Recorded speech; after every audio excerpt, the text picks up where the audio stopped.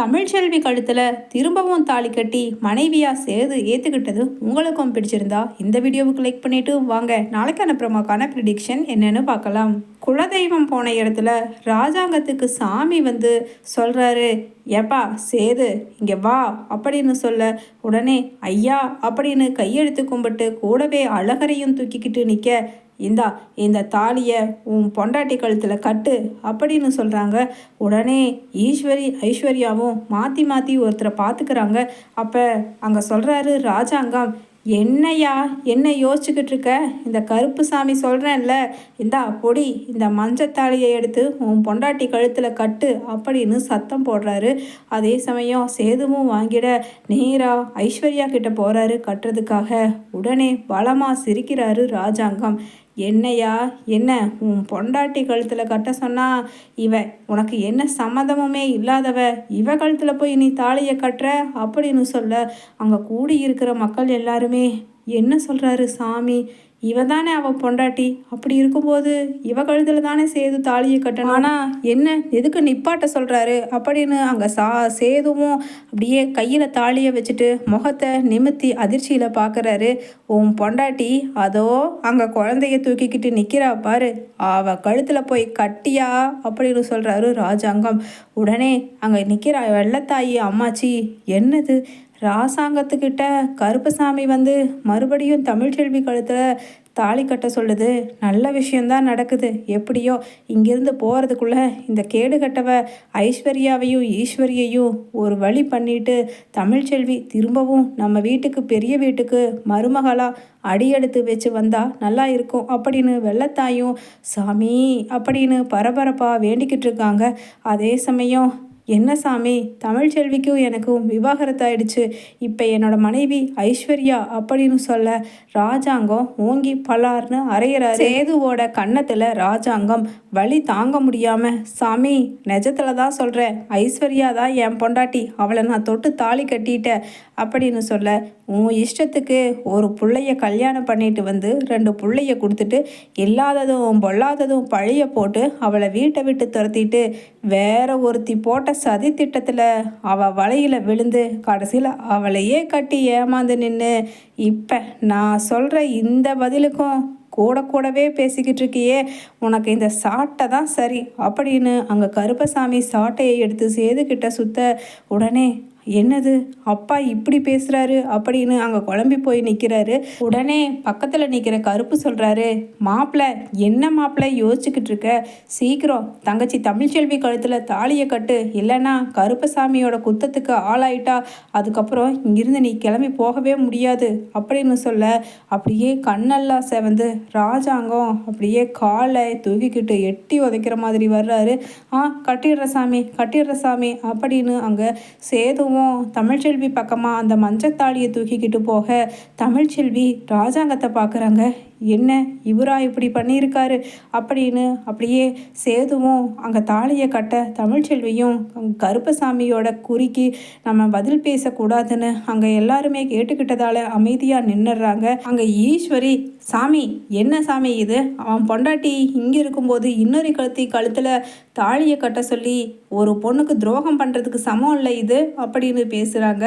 யாரை பற்றி எதை பற்றி பேசுறது, அதுவும் துரோகத்தை பற்றி பேசுறதுக்கு உன் நாக்கு அருகதை இருக்கா, அப்படியெல்லாம் பேசினா இந்த நாக்கை இந்த கருப்பசாமி எழுத்து வச்சு அறுத்துருண்டி அப்படின்னு பேசுகிறாரு ராஜாங்கம். ஈஸ்வரியை பார்த்து உடனே அப்பத்தா வெள்ளத்தாயி, அப்படி போடு அருவால, மனுஷங்களை வேணும்னா ஏமாற்றி போடலாம், இப்படி தெய்வத்தை ஏமாற்ற முடியுமா அப்படின்னு அங்கே சந்தோஷத்தில் இருக்காங்க.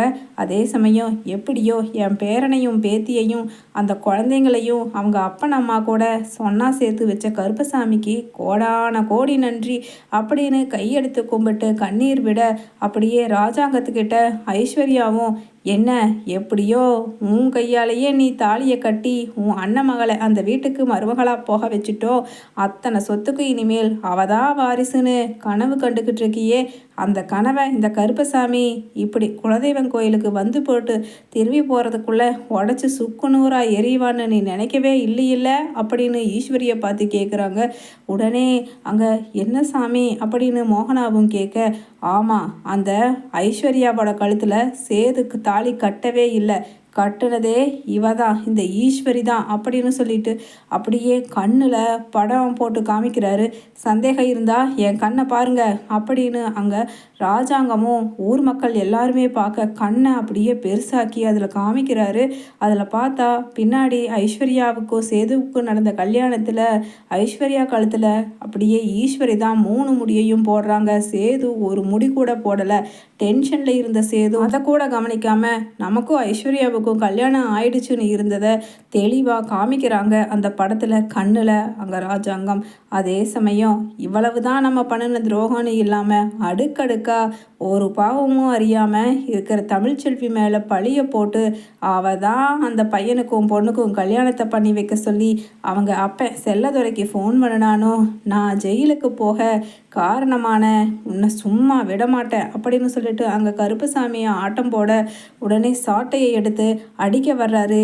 ஈஸ்வரியையும் ஐஸ்வர்யாவையும் 2 பேருமே காலில் விழ, உங்களையெல்லாம் காலில் விழுந்தா காலை வாரி விடக்கூடிய ஜென்மங்க நீங்கள், இப்படியே விட்டோன்னா நிச்சயமாக இன்னும் அடுத்தடுத்து அந்த குடும்பத்தை என்னென்ன பணத்துக்காக சீரழிக்க முடியுமோ சீரழிச்சிடுவீங்க. அதனால் அப்படின்னு சாட்டையை எடுத்து வெளுன்னு விழுக்கிறாரு. அப்படியே மயக்கம் போட்டு விழுந்துடுறாரு ராஜாங்கம். அதே சமயம் என்னாச்சு அப்படின்னு கண் திறந்து பார்க்குறாரு ராஜாங்கம். சாமி மலை ஏறி போனதுக்கு அப்புறமா அதே சமயம் அங்கே அப்படியே முகல்லாம் அடி வாங்கி செவந்து நிற்கிற ஈஸ்வரியையும் ஐஸ்வர்யாவையும் பார்த்துட்டு என்னாச்சு அப்படின்னு சொல்ல உடனே வெள்ளத்தாயி அம்மாச்சி சொல்கிறாங்க, என்னாச்சு நொன்னாச்சு அப்படின்னு அங்கே வந்து ராஜாங்கத்துக்கிட்ட, ஏன் ஆத்தா எப்படியோ பேசுகிற, என்னாச்சு, உடம்பெல்லாம் வலிக்குது சாமி வந்துட்டு போனதால் அப்படின்னு ராஜாங்கமும் அப்படியே கசகசப்பாக உடம்ப அப்படியே வளைச்சி நெளிக்க உடனே, ஐயா அங்கே பாரு, உன் மகன் சேதுபதிக்கு உன் மருமக தமிழ்ச்செல்விக்கும் மறுபடியும் வந்த கருப்பசாமி கல்யாணம் பண்ணி வச்சுட்டு போயிருக்கு. அது மட்டும் இல்லை, இந்த ஐஸ்வர்யாவும் ஈஸ்வரியும் பண்ண பித்தலாட்டத்தை எல்லாத்தையுமே இங்கே பஞ்சாயத்துக்காரங்க ஊர் மக்கள்னு எல்லார் முன்னாடியும் இந்த குலதெய்வம் கோயிலில் வச்சு அச்சாணி அடித்த மாதிரி சொல்லிட்டு போயிடுச்சு படம் போட்டு.